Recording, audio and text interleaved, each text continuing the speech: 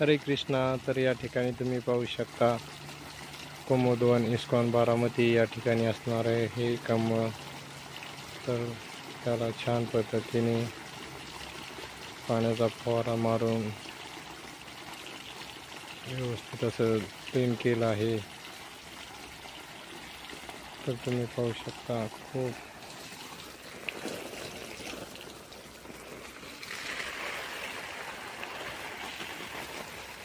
पाण्याचे दवबिंदू कसे या ठिकाणी थांबलेले आहेत. तर त्यांना खूप असं प्रेशरने आपण छान पद्धतीने पाण्याचं